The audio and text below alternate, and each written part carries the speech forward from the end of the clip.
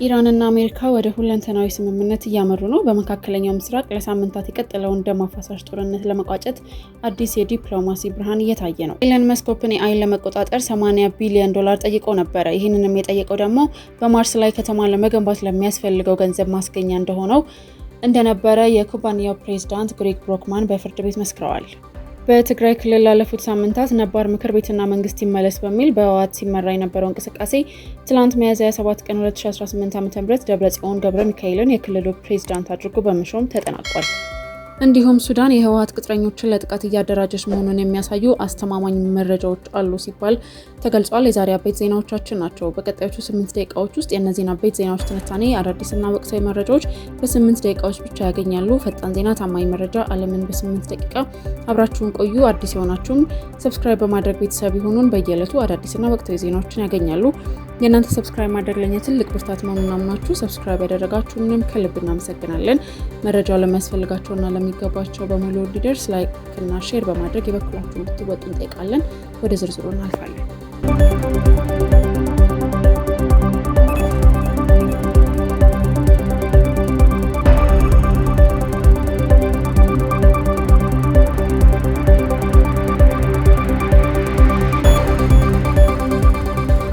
ኢራንና አሜሪካ ወደ ሁለንተናዊ ስምምነት እያመሩ ነው። በመካከለኛው ምስራቅ ለሳምንታት የቀጠለውን ደም አፋሳሽ ጦርነት ለመቋጨት አዲስ የዲፕሎማሲ ብርሃን እየታየ ነው። የኢራኑ የውጭ ጉዳይ ሚኒስቴር አባስ አራቅቺ በዛሬው ዕለት በቤጂንግ ከቻይና አቻቸው ጋር ከተወያዩ በኋላ ባደረጉት ንግግር ሀገራቸው ከአሜሪካ ጋር ፍትሐዊና ሁለንተናዊ የሆነ ስምምነት ላይ ለመድረስ ዝግጁ መሆኗን አስታውቀዋል። ይህ በእንዲህ እንዳለም የአሜሪካው ፕሬዝዳንት ዶናልድ ትራምፕ በበኩላቸው በድርድሩ ላይ ታላቅ መሻሻል እየታየ መሆኑን ገልጸዋል። ፕሬዚዳንቱ አክለውም በሆርሙዝ ሰርጥ ላይ የንግድ መርከቦችን በወታደራዊ ኃይል የማጀቡን ሂደት ለጊዜው እንዲቆም አዘዋል። ይህም ለድርድሩ ስኬት እንደ መልካም ፍቃድ ማሳያ ተወስዷል። የነዳጅ ገበያ መረጋጋትን ስናይም ይህንን ዜና ተከትሎ የዓለም የነዳጅ ዋጋ መጠነኛ ቅናሽ አሳይቷል። የብሬንት ድፍድፍ ነዳጅ ዋጋ በ1.2 በመቶ ቀንሶ በበርሜል $108.60 እየተሸጠ ይገኛል። የዓለም የገንዘብ ድርጅት ጦርነቱ አሁኑኑ ቢቆም እንኳን የዓለም ኢኮኖሚ ከደረሰበት ድንጋጤ ለማገገም ቢያንስ 4 ወራት እንደሚፈጅበት አስጠንቅቀዋል። ኢራን የኒውክሌር ቴክኖሎጂ ለማበልጸግ መብቷ እንዲከበርላት ስትጠይቅ፣ አሜሪካና እስራኤል በበኩላቸው የኢራንን የሚሳኤል ፕሮግራምና ለታጣቂ ቡድኖች የምታደርገውን ድጋፍ ዋነኛ ስጋት አድርገውታል።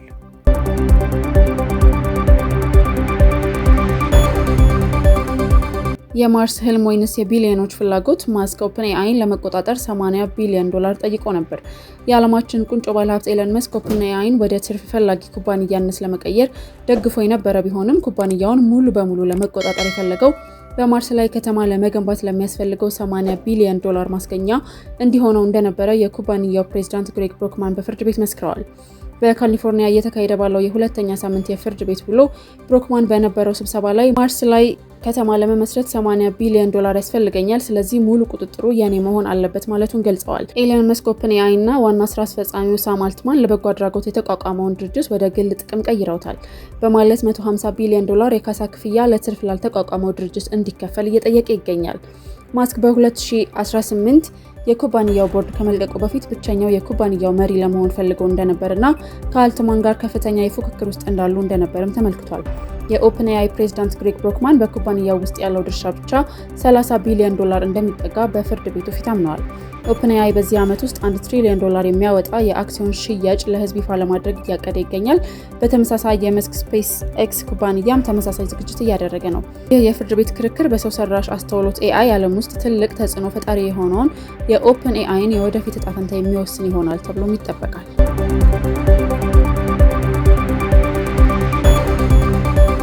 2026 ሜት ጋላ የቢዮንሴ ዳግም መመለስና በኪነ ጥበብ የተቃኙ አስገራሚ አለባበሶች። የፋሽን ትልቁ ምሽት ተብሎ የሚጠራው የሜት ጋላ የገቢ ማሰባሰቢያ ዝግጅት በኒውዮርክ በሚገኘው ሜትሮፖሊታን ሙዚየም ኦፍ አርት በድምቀት ተካሂዷል።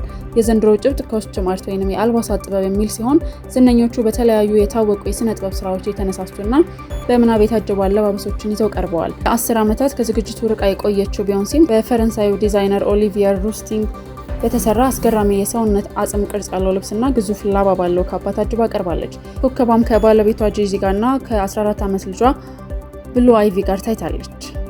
ሞዴልና አክቲቪስት አሪያና ሮዝ ፊሊፕም በሜት ጋላ ታሪክ ለመጀመሪያ ጊዜ በተሽከርካሪ ወንበር የተሳተፈች ግለሰብ በመሆን ታሪክ ሰርታለች። ህንዳዊው ዲዛይነር ማኒሽ ማልሆትራ ለሙምባይ ከተማ ክብር የሚሰጥና የ50 የእጅ ጥበብ ባለሙያዎች ለ960 ሰዓታት የሰፉትን ካባ ለብሰው የቀረቡ የካራን ጆሃር አለባበስ ትኩረትን ስቦ አምሽቶ ነበር።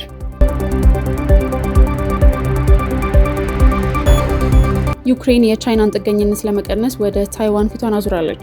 ዩክሬን በጦር ሜዳ በስፋት የምትጠቀምባቸውን ሰው አልባ አውሮፕላኖች ለማምረት የሚያስፈልጋትን ግብዓቶች ከቻይና ማግኘቱን በማቆም በቴክኖሎጂ የበለጸገችውን ታይዋንን ዋነኛ አጋሯ ለማድረግ እየሰራች መሆኑ ተሰምቷል።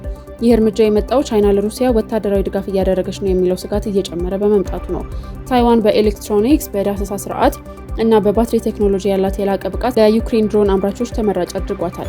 እንደ አውሮፓውያን አቆጣጠር በ2025 የታይዋን የድሮን ወጪ ንግድ ወደ አውሮፓ በ40 እጥፍ የጨመረ ሲሆን አብዛኛዎቹ ምርቶች በፖላንድ እና በቼክ ሪፐብሊክ በኩል ወደ ዩክሬን እንደሚገቡ ተገልጿል።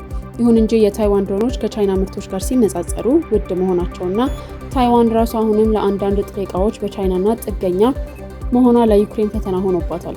ቢሆንም ዩክሬን የህልውና ውጊያ ላይ መሆኗ ዋጋው ቢጨምርም አስተማማኝ አቅርቦት መስመር ለመዘርጋት ከታይዋን ኩባንያዎች ጋር ያላትን ግንኙነት እያጠናከረች ትገኛለች።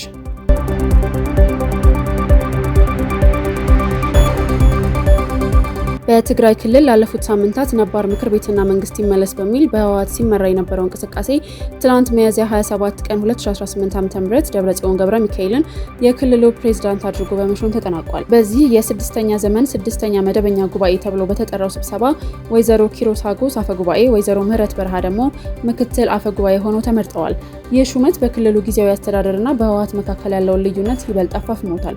የጊዜያዊ አስተዳደሩ ፕሬዝዳንት ሌተናንት ጀነራል ታደሰ ወረደ ድርጊቱን አጥፊ መንገድ ሲሉ የገለጹት ሲሆን እኔ የማስረክበው ነገር የለም፣ በመረካከብ አርቲፊሻል ጨዋታ ውስጥ አልገባም ሲሉ በጽኑ ተቃውመዋል።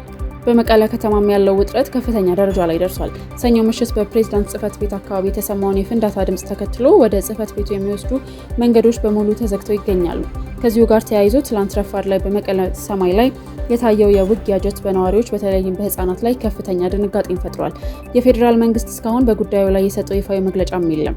የስምረት ፓርቲ ከፍተኛ አመራር ፕሮፌሰር ክንደያ ገብረ ህይወት ህወሓትን ለትግራይ ጥፋት የበቀለ አረም ሲሉ የጠሩት ሲሆን ቡድኑ ከጦርነት ውጪ መኖር የማይችል መሆኑንም ገልጸዋል። የፓርቲው አመራር አቶ ጣዕመ ረዶመን በበኩላቸው የዛሬው ሹመት የፕሪቶሪያን የሰላም ስምምነት የሚጥስና ጦርነት ማወጅ መሆኑን ተናግረዋል። በተጨማሪም በስብሰባው ላይ ከተገኙት መካከል 35 በመቶ የሚሆኑት የምክር ቤት አባላት ባለመሆናቸውና በየቀበሌው በተተኩ ሰዎች የተሞላ በመሆኑ ሹመቱ ህገወጥ ነው ተብሏል።